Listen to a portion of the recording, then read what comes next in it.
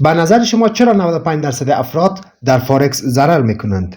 چون اصلا نمیدانند بازار صعودی است یا نزولی و بدون روند شناسی هر تحلیل اشتباه است.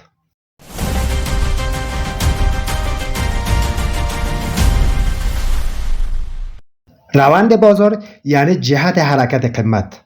اگر این جهت را درست تشخیص بدهی، نصف راه ترید درست را رفته ای. بیایید خیلی ساده از روی چارت شروع کنیم. اول خیلی ساده مفهوم روند را میفهمیم، بعد میرویم روی چارت و آن را شناسایی میکنیم. روند صعودی چی است؟ روند صعودی عبارت از تشکیل شدن سقف‌های بالاتر و کف‌های بالاتر به نام روند صعودی میگن. ببینید سقف‌ها و کف‌های بالاتر یکی نسبت به دیگری بالاتر است و این روند عبارت از روند صعودی است. روند نزولی چی است؟ روند نزولی عبارت از کف‌های پایین‌تر و سقف‌های پایین‌تر است. کف‌های پایین‌تر و سقف‌های پایین‌تر به معنی روند نزولی است.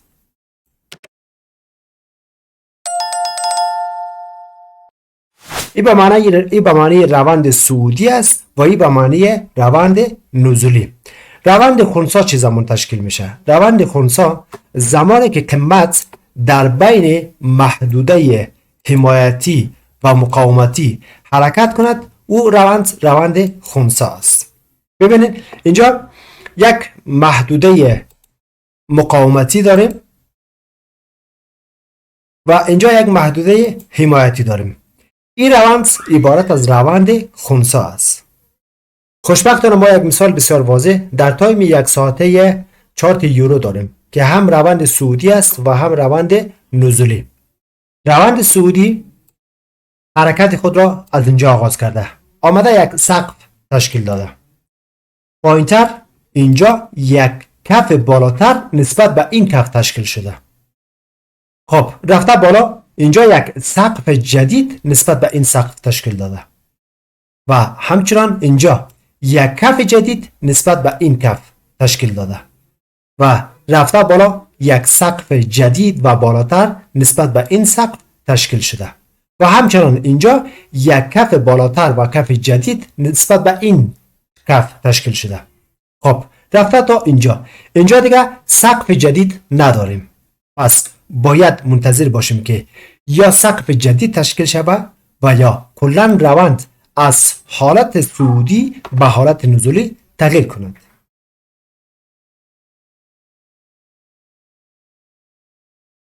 روند نزولی را ببینید.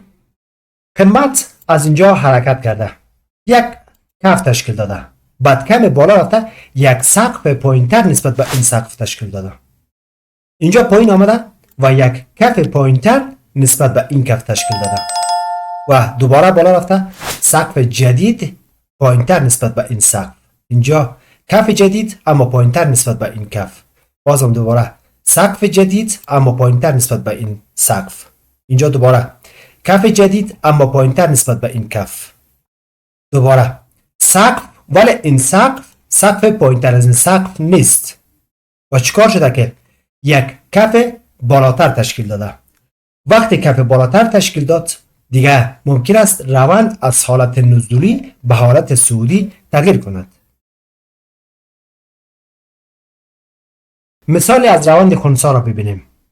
گفتیم که هر زمان قیمت در یک محدوده مقاومتی یا حمایتی نوسان کرد، او زمان او روند خنثی است. حالا ببینید قیمت از اینجا حرکت کرده و آمده در اینجا در یک محدوده حمایتی رسیده. از اینجا حمایت شده، قیمت رفته بالا. زمانی که قیمت از اینجا حرکت میکنه میره بالا، میخواد سقف جدید بزنه ولی نمیتونه، به یک مقاومت برخورد میکنه، دوباره پس میاد پایین، میخواد یک کف پایینتر بزنه اما دوباره بازم نمیتونه که این کار انجام بده، دوباره حمایت میشه و میره به طرف بالا که سقف جدید بزنه، دوباره اینجا نمیتونه که سقف جدید بزنه و همه قسم در این محدوده ادامه پیدا میکنه تا زمانی که روند شکل بگیره. روند چه زمان شکل میگیره که از مقاومت یا از حمایت عبور کنه. زمانی که از مقاومت عبور میکنه به این معنی است که روند سعودی قرار است شکل بگیره و زمانی که از حمایت عبور میکنه به این معنی است که ممکن است روند نزول شکل بگیره.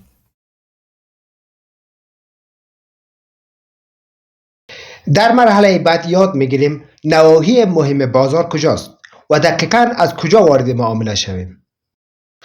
اگر تازه وارد فارکس شدی و میخواهی مرحله با مرحله یاد بگیری، کانال را سابسکرایب کن تا آموزش های بعدی را از دست ندهی.